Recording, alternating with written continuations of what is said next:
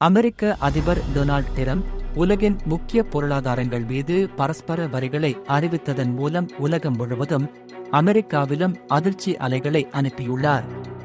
April 5, 2025 முதல் America அனைத்து உள்வரும் வெளிநாட்டு பொருட்களுக்கும் ஒரே மாதிரியான 10% வரியை அமல்படுத்தும்.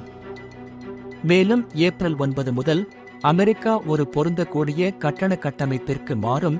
அமெரிக்க ஏற்றுமதிகளில் மற்ற நாடுகள் வசூலிக்கும் வரிகளுக்கு சமமான இறக்குமதி வரிகளை பயன்படுத்துகிறது. இந்திய பொருட்களுக்கு இது 26% வரியாக மொழிபெயர்க்கப்படுகிறது.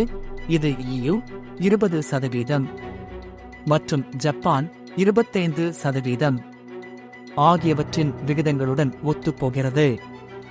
இருப்பினும் இந்த புள்ளி விவரங்கள் சீனா 54%, வியட்நாம் 46%, இலங்கை 44% மற்றும் வங்காளதேசம் 37% ஆகியவற்றுக்கான நிர்ணயிக்கப்பட்ட விகிதங்களை விட கணிசமாக குறைவாகவே உள்ளன.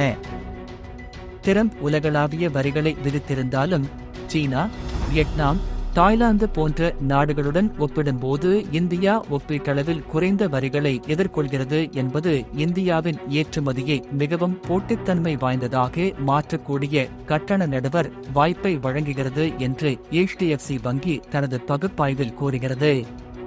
இந்தியாவின் மிகப்பெரிய பலம் அதன் வலுவான உள்நாட்டு அடிப்படைகள் மற்றும் தேவை சார்ந்த வளர்ச்சியில் உள்ளது. அதன் சகாக்களுடன் ஒப்பிடும்போது ஏற்றுமதியை சார்ந்திருப்பது குறைவு.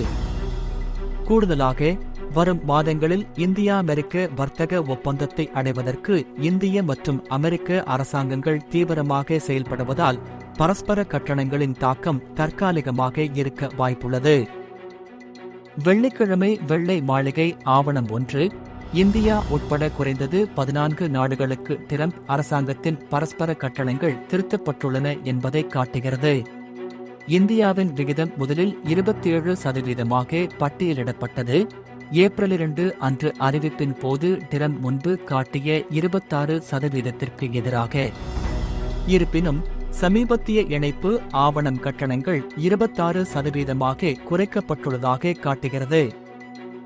இந்திய பிரதமர் மோடியின் நண்பரான அமெரிக்க அதிபர் டொனால்ட் டிரம்ப் ஏப்ரல் 2 புது தில்லி வாஷிங்டனை சரியாக நடத்தவில்லை என்றும் அதனால் 5வது பெரிய பொருளாதாரமான இந்தியா மேல் 26% வரிகளால் குறைத்துள்ளதாகவும் கூறினார்.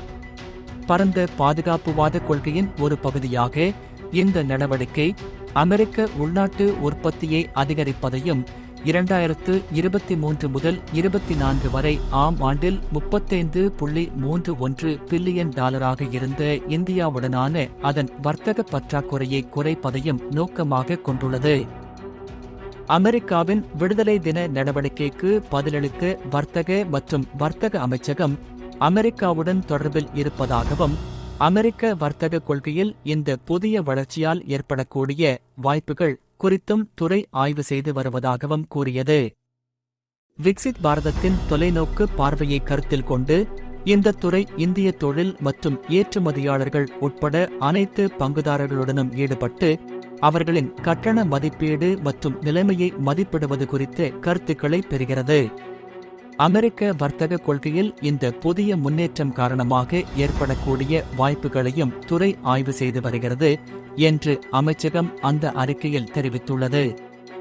JP மோர்கன் வங்கியின் தலைமை பொருளாதார நிபுணர்களில் ஒருவரான புருஸ் காஸ்மேன் 2025 ஆண்டில் உலகளாவிய மந்த நிலைக்கான வாய்ப்பு 60% இருப்பதாக காண்கிறார்.